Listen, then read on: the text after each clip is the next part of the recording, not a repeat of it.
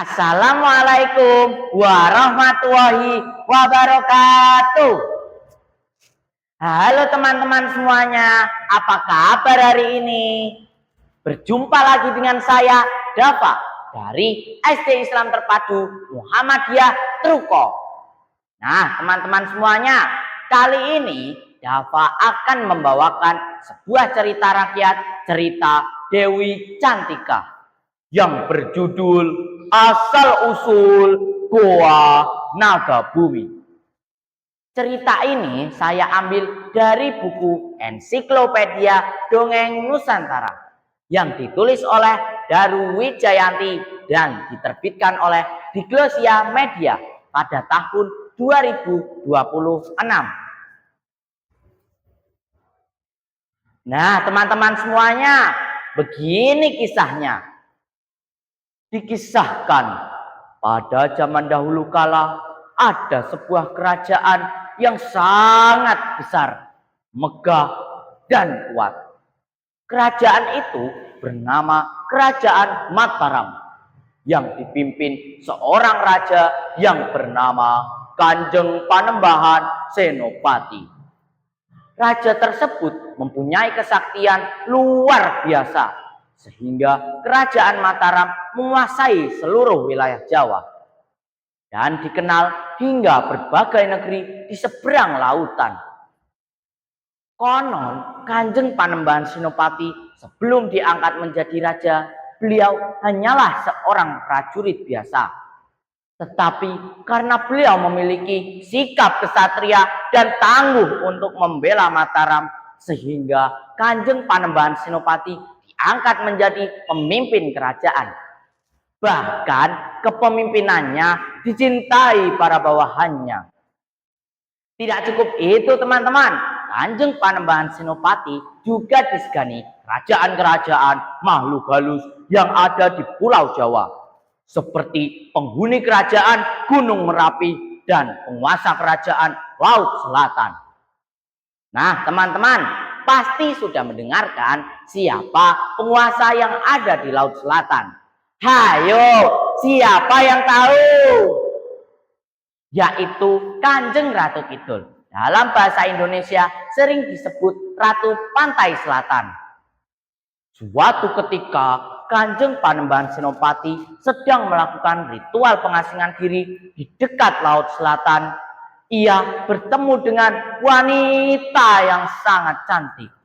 Karena kecantikannya, maka Kanjeng Panembahan Senopati terpikat olehnya.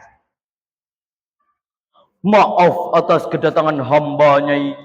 Hamba Kanjeng Panembahan Senopati menginginkan Kademangan Mataram menjadi kerajaan yang lebih besar. Lalu wanita itu menyambutnya. Aku Ngalendra panguwasa Samudra Kidul. Sapa toh sampeyan wong bagus lan gagah prakoso? Apa sebabe sampeyan teka ing kene? Singkat cerita, Kanjeng Ratu Kidul lalu diperistri oleh Kanjeng Panembahan Senopati. Seiring berjalannya waktu, hari demi hari telah berlalu.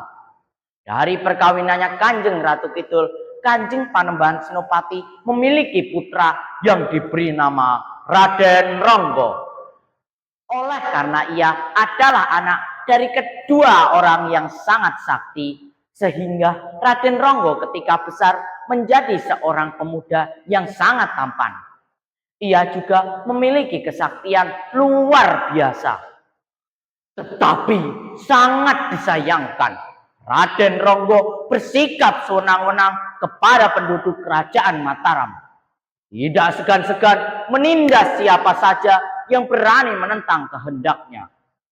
Tak lama, kabar dari warga pun sampai ke telinga dalam keraton Mataram. Semenjak saat itu, Kanjeng Panembahan Senopati merasa malu. Seketika Kanjeng Panembahan Senopati memanggil Kanjeng Ratu Kidul yang bertahta di Segoro Kidul. Ketiwasan, Nyai. Kini anakmu Raden Ronggo telah menurunkan derajat kewibawaanku. Apa sebaiknya Raden Ronggo kau bawa pulang ke keratonmu di dasar Laut Selatan? Baiklah Kakang Mas, hamba akan menuruti semua keinginan Kakang. Demi kebaikan kerajaan Mataram, Raden Ronggo akan hamba bawa pulang ke keraton pantai selatan. Nah teman-teman, akhirnya Kanjeng Ratu Kidul mengutus seekor naga untuk menjemput putranya Raden Ronggo. Tetapi sangat disayangkan, setelah naga itu naik ke daratan, justru naga itu membuat rakyat resah, gelisah, dan semakin takut. Para warga berduyun-duyun mencari tempat aman dari terkaman sang naga. Kemudian ada warga yang mengajak teman-temannya. Konco-konco, ayo podo ngumpul. Ini loh, kalau Raden Ronggo mau bertindak, pasti naga itu akan terkalahkan dan dicerat oleh Raden Ronggo. Lalu warga lainnya berpendapat, betul-betul, saya setuju karena Raden Ronggo sangat sakti. Tapi apakah Raden Ronggo mau membela warga kita, Pak Le? Wewe ledala, yo harus mau tokang. Ngene Kang, caranya kita menghadap ke Kanjeng Panembahan Senopati. Tak lama Kanjeng Panembahan Senopati mendapat laporan dari warga. Sehingga Kanjeng Panembahan Senopati memanggil putranya Raden Ronggo. Ronggo anakku, tak seorang pun dari rakyat kita yang berani mengalahkan naga itu. Kenapa engkau diam saja Ronggo, membiarkan kecemasan pada rakyat, mengkhawatirkan keselamatan hidupnya? Hamba akan melaksanakan semua perintah Bopo. Demi keselamatan rakyat Mataram, hamba akan bertindak. Dengan begitu, Raden Ronggo semula dibenci oleh warga, akhirnya warga menjadi simpati. Para warga memberi dukungan dengan Raden Ronggo.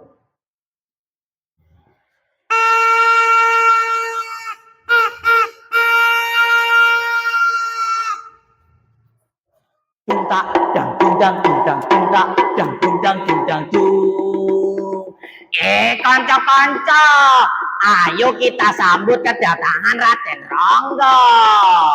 Tuntak dang dundang dundang tuntak dang dundang dundang dung. Kemudian salah satu warga menunjukkan keberadaan sang naga di sebuah goa. Lalu Raden Ronggo memasuki goa itu. Terdengarlah suara yang dahsyat dari dalam goa. Suara gelegar bagai guntur yang menyambar-nyambar terdengar dari dalam goa. Tetapi suara gelegar dan guncangan bumi itu pun berhenti. Raden Ronggo maupun sang naga itu, keduanya sudah tak bernyawa lagi. Tiba-tiba langit menjadi gelap hingga mendung pun bersautan menyambutnya dengan curahan hujan yang sangat lebat. Warga pun sedih atas pengorbanan Raden Ronggo. Akhirnya goa tempat pertempuran antara Raden Ronggo maupun sang naga itu dikenal dengan sebutan Goa Naga Bumi. Begitulah akhir cerita asal-usul Goa Naga Bumi. Pesan-pesan yang dapat kita ambil dari cerita ini adalah selalu menjadi anak yang berbakti kepada orang tuanya dan melaksanakan amanatnya. Serta kita wajib membela tanah kelahiran kita, yaitu bangsa Indonesia. Salam pustaka. Salam pustaka Indonesia.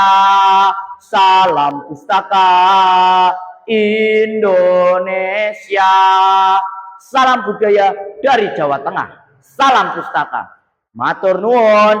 Wassalamualaikum warahmatullahi wabarakatuh.